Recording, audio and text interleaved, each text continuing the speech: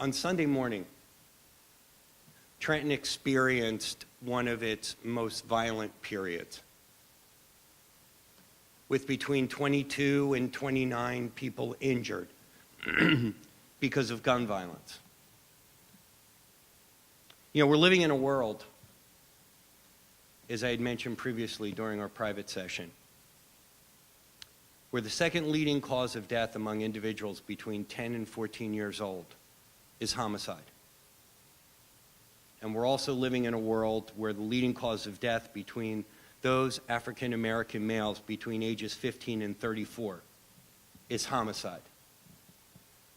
A friend of mine called and said, you need to go onto the website for the Centers for Disease Control and take a look at what these statistics are. They're shocking. As Pastor Taylor mentioned and the mayor-elect mentioned, this is a time where we need to heal. This is a time where we need to find good jobs and provide quality education for those young people so they feel that they have a chance through life. Our investigation is progressing. And what I found interesting the first day that we went to the scene to take a look where the incident took place, there was a display by Moms Demand Action for Gun Sense in America. And the sign next to that said, "Imagine a world free of gun violence. What do you see?" We are never going to arrest or prosecute our way or incarcerate our way out of gun violence or any type of violence. It has to start in the community. And I think that we're privileged here in Trenton that we have a mayor and a mayor-elect and a county executive and an attorney general and the superintendent of the state police who are here today to show their support. And I think the other thing that's very important about everyone being here today is the fact that the clergy's here. As Pastor Taylor said, every day you're on the ground. You're at ground zero for this violence. You deal with the aftermath. You deal with presiding over the funerals. You deal with counseling the victims, the deceased, the people who are responsible for the shooting, and the victims of the shooting. And I think the message that we need to get out to the young people is very simply this: think. Because what may seem like a good idea by trying to settle a dispute with that firearm is only one word: senseless. When you have a situation where you're resorting to gun violence to settle a dispute, it affects not only the person pulling the trigger, it affects the individual who the violence is being perpetrated upon, but it affects that individual's family who pulled the trigger. It affects the family of the victims. It's a hurt and it's a pain that never goes away, and I know all of you are aware of that and that you're dealing with it every day. Thank you.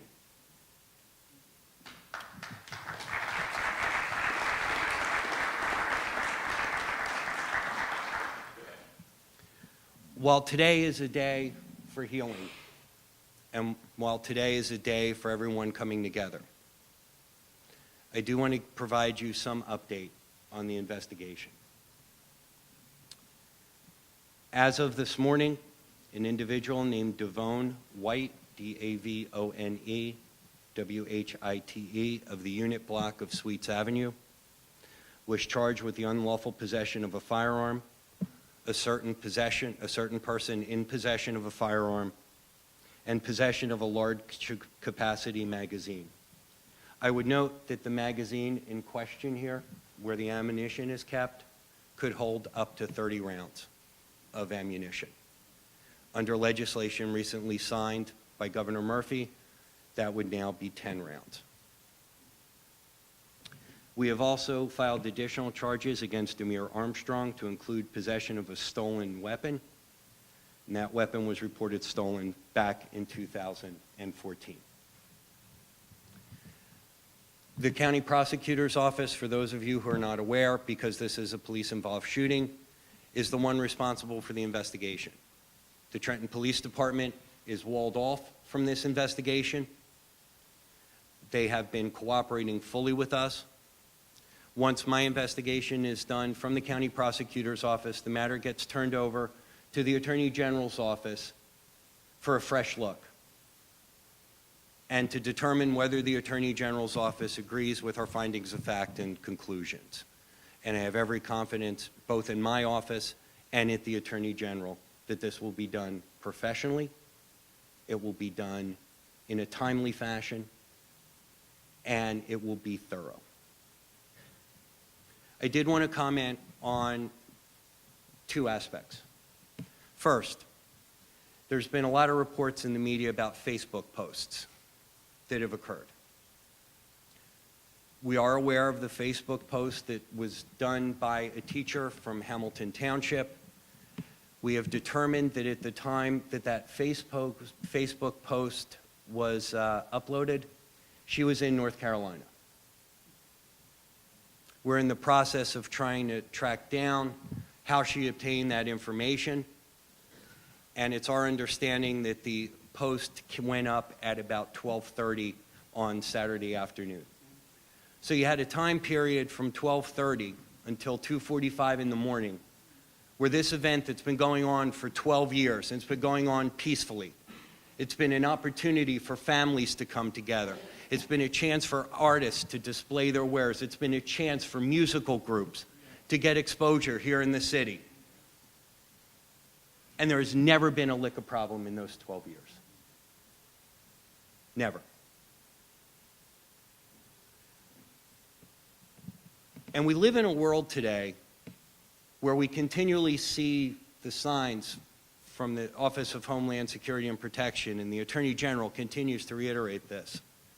If you see something, if you hear something, say something.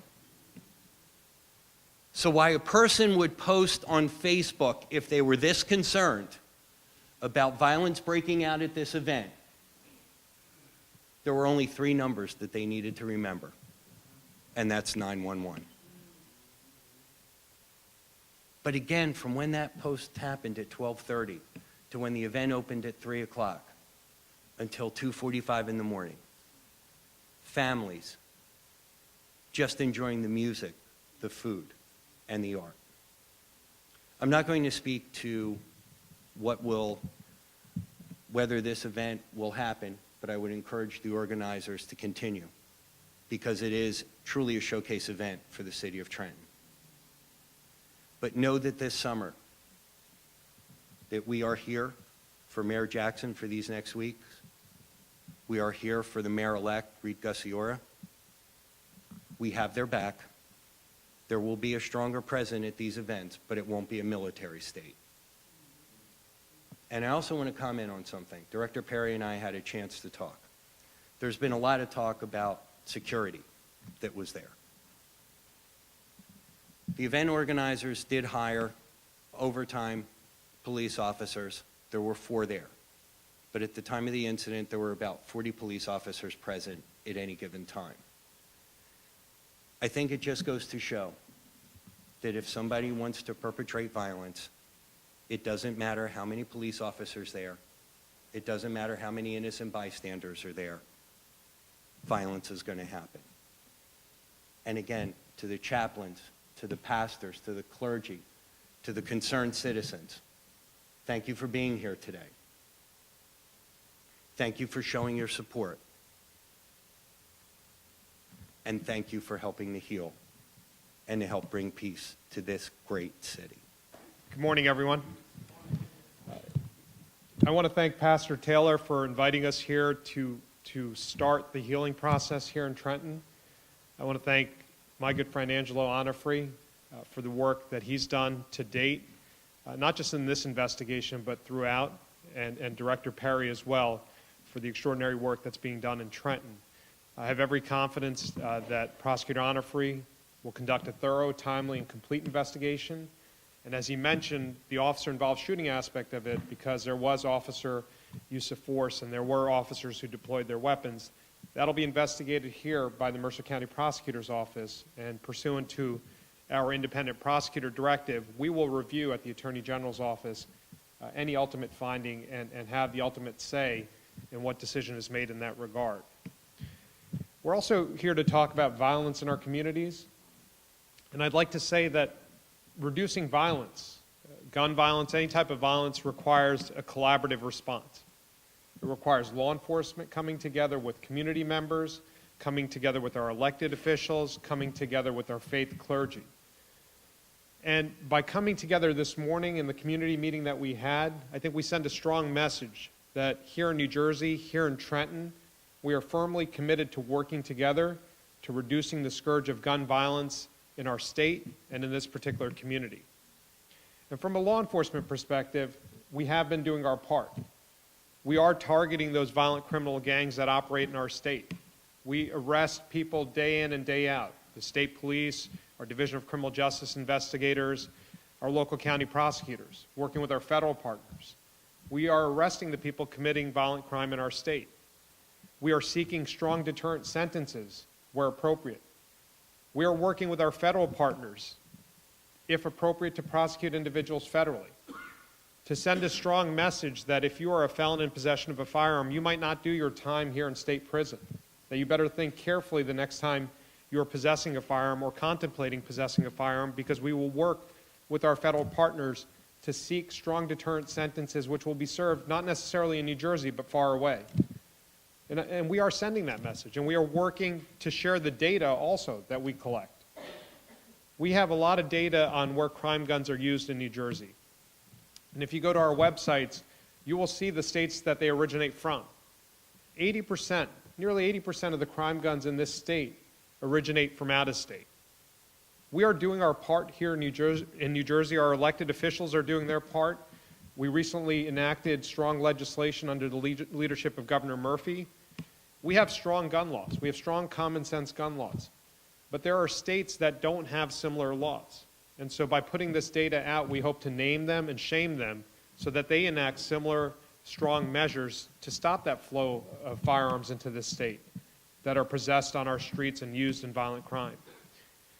And we've joined a coalition of like-minded states called the States for Gun Safety Coalition, where we're going to share this data and best practices across a number of states so we could work collectively to stop this epidemic. And it's not just us alone, though, that can do this. We mentioned this earlier in our community meeting. We need the community's help. We need the clergy's help. Prosecutor Onofri mentioned this as well. We all need to work together. And so we are firmly committed at the Attorney General's office, at our local prosecutors' offices, by having community meetings, by having community engagement. And as I mentioned earlier, we had something scheduled months ago to happen right here on Thursday. And the purpose behind that meeting was to have conversations and to build trust before there was an event. Unfortunately, today we were brought together by a horrific event to have a conversation. But we will continue that conversation on Thursday in the weeks and months and years to come, because it's through those conversations that we can build trust, that we could build the type of trust that enables law enforcement to do its job more effectively, but also the type of trust that allows for individuals who have information about criminal activity to bring it to law enforcement to rather than post it on social media. So the professionals in law enforcement can act on those leads and intercede early and prevent violent crime. But I'm confident, though, that with the type of commitment we're showing in this room, that all of us will continue and move through this tragedy. It's been mentioned by speakers before me, and it'll be mentioned by speakers after me, that Trenton has made enormous strides in reducing violent crime.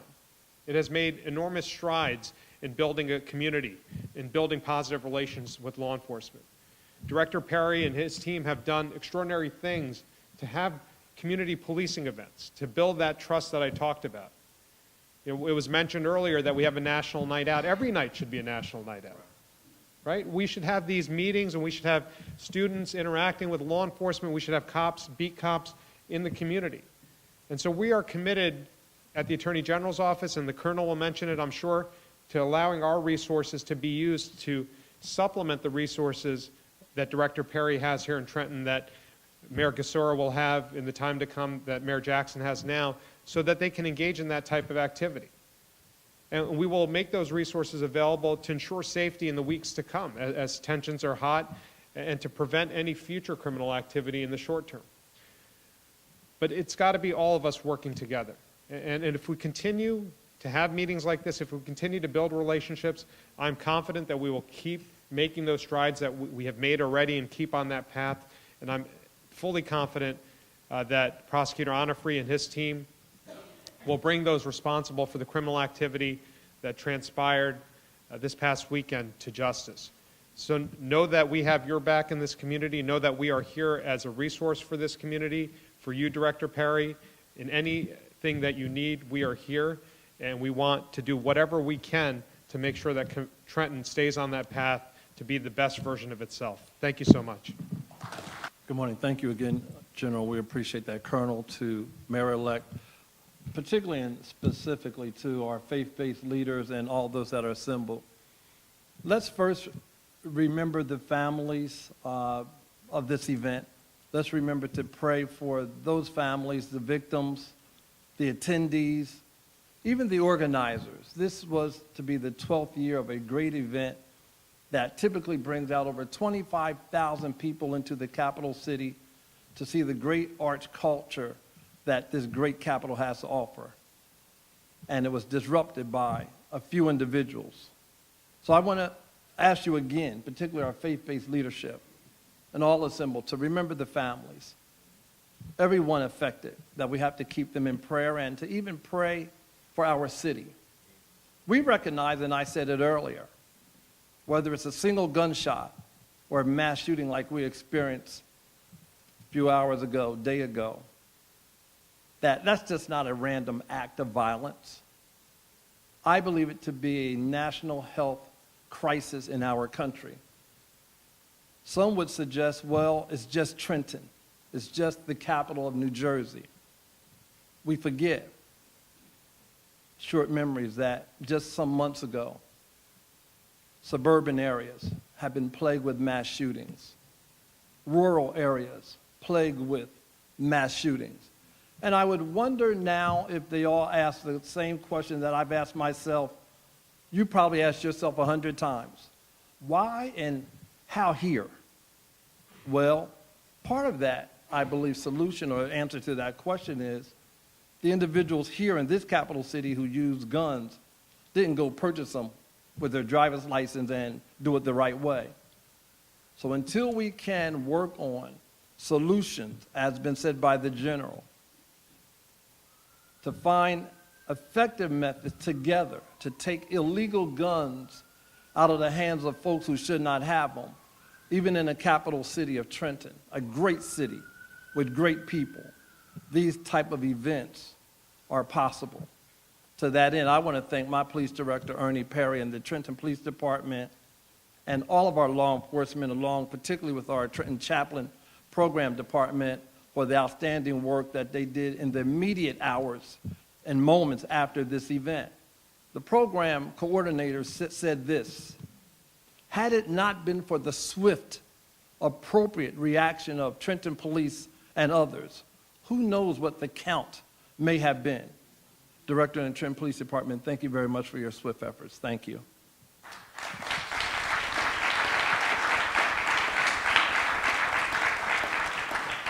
But today is a day, and this is an hour that we call not only for the residents of our great city, but for our friends across the country.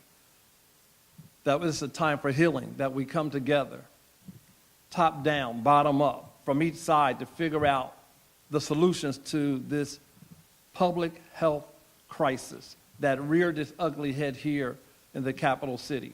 And I have no doubt in my mind, in talking with Mayor-elect, that these type of programs, this program will continue to go on, to grow even bigger, better, and yes, safer for all those who would come. But we can only do that by working together. We're a resilient city. We're a resilient people who will and can continue this pathway of success that we're on. God bless you and God keep you. Thank you. This year I attended Art All Night at 7:30 and took place in the opening ceremonies, and it was a festive crowd, and it's something that I've enjoyed for the last 12 years. Last year at 11 o'clock at night, I brought in Speaker Coughlin because I was proud of my city and proud of the event, and he and his family stayed till 1 o'clock in the morning. And in the future, we intend to keep coming to Art All Night. We need these festivals. We're going to have the Levitt Concert Series during the summer. We're going to have 3 high school graduations on June 25th. We're going to have the All-Star Games. And we want to make them safe, and we need to have, not only for our residents, but we need to bring visitors, continue to bring visitors. I'm going to continue to work with Governor Murphy and the county executive, but it will be resolved of my administration that public safety will be a priority. We have to work with the police director and the police that put their lives on the line, and they were truly heroic in their efforts to end that violence that started. And we also have to remember that it's not just the festivals that we have to keep safe, but it's our neighborhoods.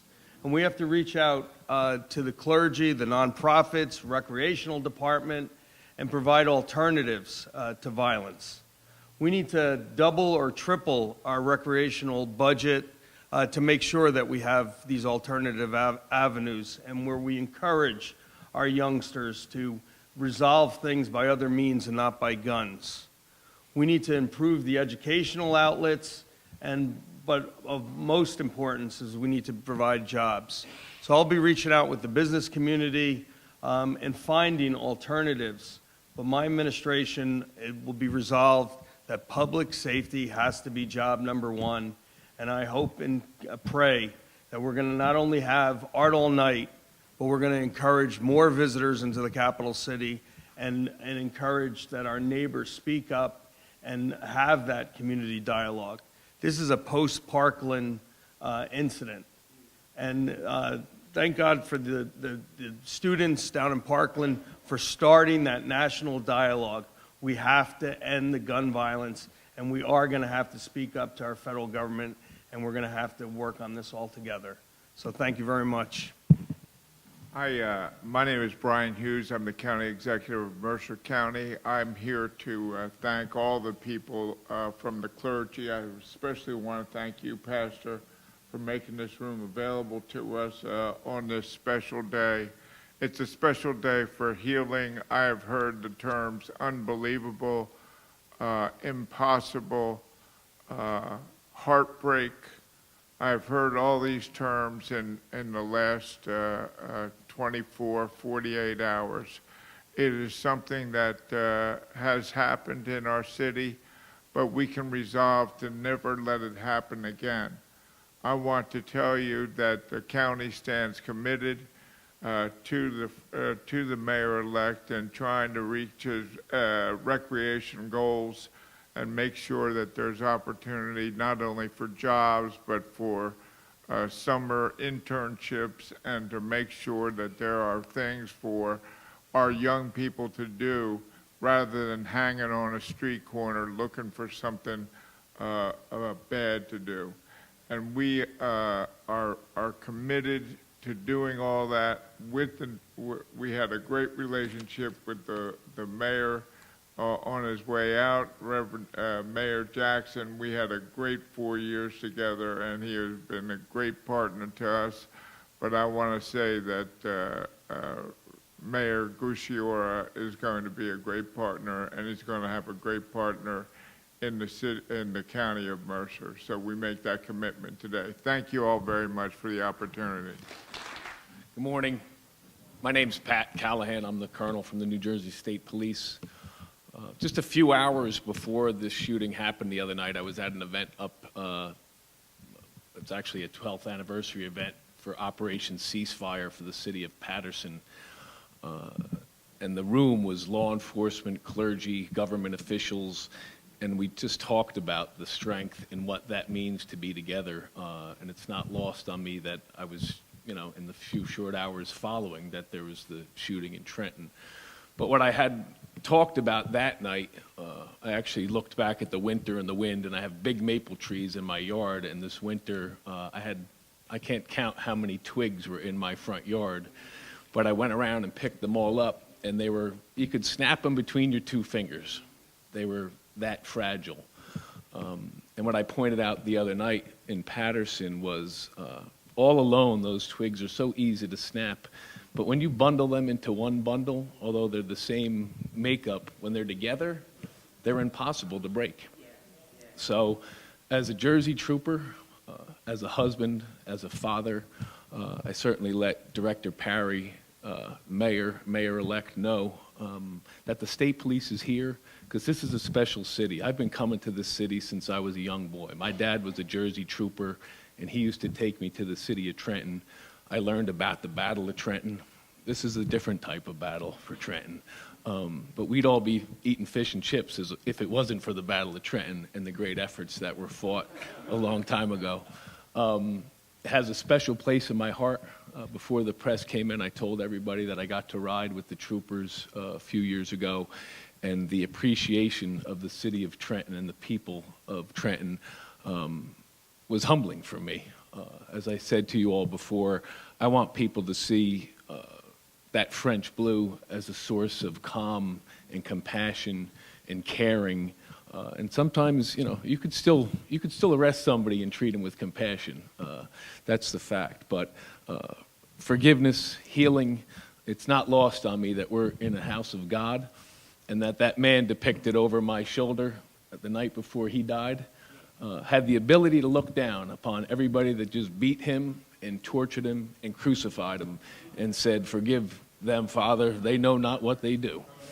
So as a man of God, as a Jersey trooper, I will stand side by side with you, as will the men and the women of the state police, in order to make sure that the city of Trenton is looked upon with great pride, as it is for me and always will be. So God bless everybody. Thanks.